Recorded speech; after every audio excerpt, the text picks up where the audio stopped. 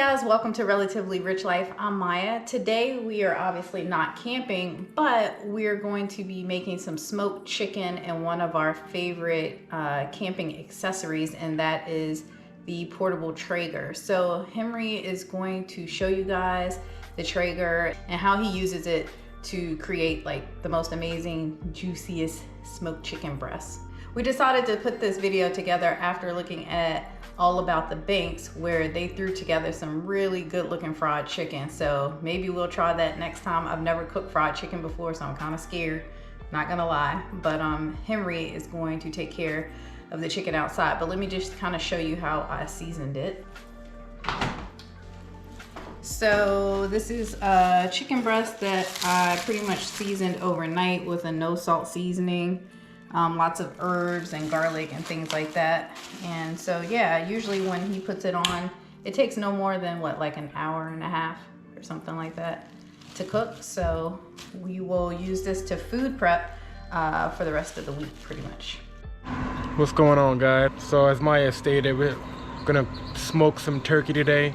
Ever since we've been camping, we've really enjoyed the Blackstone, as you probably have seen in our previous videos. But we're trying to get into a healthier, more balanced diet these days. We put on a few pounds after all those camping trips. So we're trying to lean out a little bit, come back to a balance. So Maya bought me this Traeger as my Father's Day gift. I have a hard time eating meat. As I probably mentioned in a previous video, I used to be a vegan for many years, so I still struggle with that. But I have found that smoked meat on the Traeger is delicious and healthy. I like to have that balance. I didn't want to do a video on this until I figured out how to cook some decent meat on there. So I think I kind of figured it out. Don't hold me to that. But if you give this a try, you'll find out for yourself. Just finished heating everything up, getting it ready. This is what it looks like. It holds the wood chips in here. So this is a very easy portable thing to carry in your camper. As you can see, it leaves a pretty small footprint. So it won't take up a whole lot of space in your RV or in your truck. That's one of the reasons I wanted this type of smoker. As campers, we carry enough stuff as it is. Okay, as you can see, you want to prep it first.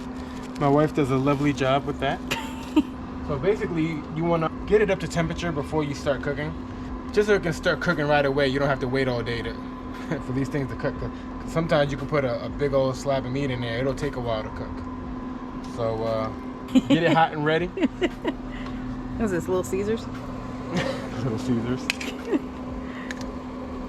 And just spread it out there as much as you can. Leave a little space in between them so that the heat can circulate around the whole piece. This thicker piece may take a little longer to cook like that, but that's what you have your handy dandy little thermometer to let you know when it's ready. How many can you fit on there? Like real big ones like that? You gotta play around with it. You gotta rearrange it. Cause so, you know, all these pieces they're all different sizes. So depends on the size of the protein. The protein. But look, like this big old piece right here, this is gonna take up a lot of space. I don't know if I can cook all of these right now. That's probably good enough right there. Okay. Maybe cook these tomorrow or afterwards. Okie dokie. So the temperature is at 165? No. That's what it is now. I'll set it after I close it. I'll set it up to about 300, 350. Okay. So with the smoked chicken breast, we're going to have some asparagus, which I'm really not a big fan of, but I know it's good for you.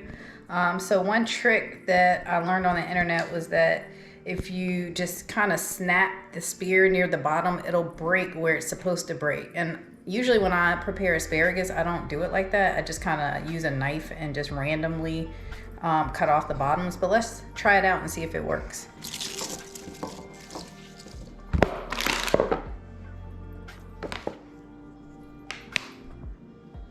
Okay, so it just kind of snapped right there. Let's try it again.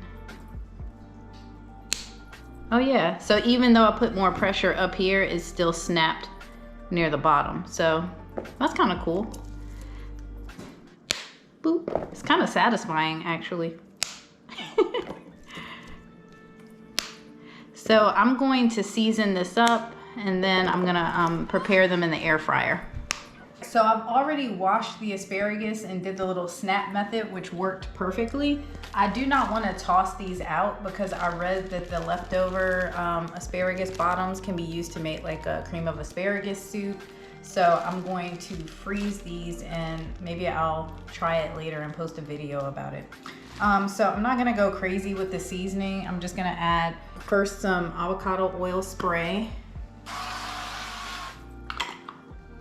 some minced garlic that I will work through with my hands in a second, a little bit of ground pepper, and then a little bit of Himalayan sea salt. So now I'm just gonna kind of work this through. It's kind of messy, but I did it on a plate so you guys could see what it looked like. All right, so now that this is all coated, I'm going to add it to the air fryer. One thing with the air fryer, I never really know exactly how long to cook stuff. I just kind of eyeball it every 5 to 7 minutes or so. There are some predetermined settings on my air fryer, like for shrimp and things like that. And sometimes I will just actually hit those buttons. But for the veggies, I like to just kind of eyeball it myself. So even though I sprayed the asparagus, I'm just gonna give a quick spray to the tray just to coat it. Get all that garlic on there. So you can see, I mean, there's a little bit of overlap, but not too much. My default temperature on the air fryer is 370. I never really changed that. I'm gonna just leave it at 15 minutes and hit power, and then we'll check back in and let you know how it looks in about 5 to 7 minutes. I might like shuffle them around a little bit and stuff like that. But I love the air fryer. Guys, if you do not have an air fryer, like, you are missing out on life. First of all, even in the camper. Oh yeah, we have 2 air fryers. We keep one in the camper. We don't even take it out. Like, for what? It's an essential item. Yeah, I mean, it's pretty much essential. Like, sorry. Sorry, not sorry. But anyway, yeah, so this is not an expensive air fryer. Neither is the one in the camper. I think this was like 45 bucks or something like that. And it's perfect for our family, and we use it all the time. Honestly, I rarely even use the oven anymore because this bad boy is just so amazing. So only for pizza. Yeah, Henry makes some amazing pizza dough, and we will stick that. Maybe that's another video we could do. Yeah, we can show you how Henry makes his pizza dough. I guess we'll be doing a lot of random cooking videos until we get our camper back, huh? So temperature's creeping back up. I have it set at 345. I will probably lower that temperature just so I don't overcook it or cook it too fast. But this is what I use basically for checking temperature. This also has an attachment which you can use to plug in right here. I prefer this method because there's less strings and wires involved and it's wireless. So I like to flip it and then move it around every 15 minutes or so.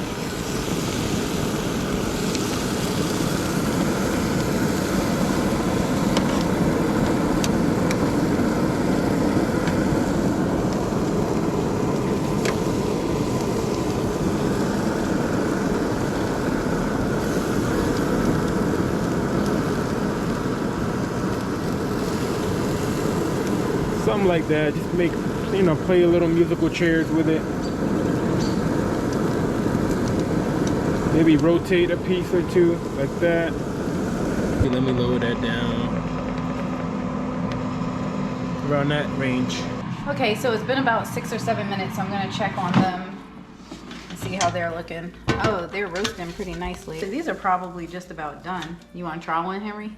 Yeah, it's not my favorite food, so I don't think I'm the one you want to test tasting. Actually, I'll try one because these look like they're about done. Taste test. Sounds crunchy, undercooked. No, it's perfect. It's supposed to be like, it just needs, in my opinion, a little more salt. It's not tough. No.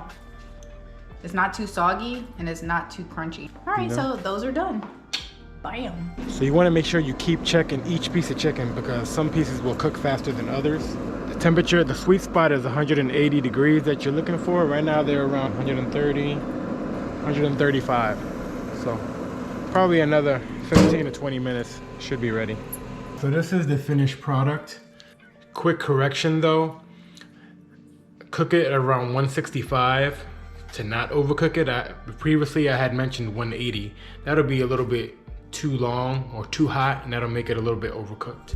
So 165 is the sweet spot for the temperature. So I want to cut it so they can see what it's like. Very tender. That Traeger is amazing. Yeah. And it's not like dry. I mean, it's chicken breast, so obviously it's not like the knife juiciest. is not cutting it very neatly, but Oh, this would go perfect on a salad. yeah, the Traeger, you know, it's a pretty costly item, but it's worth every penny, especially if you want something healthy while camping. Good. Mm-hmm.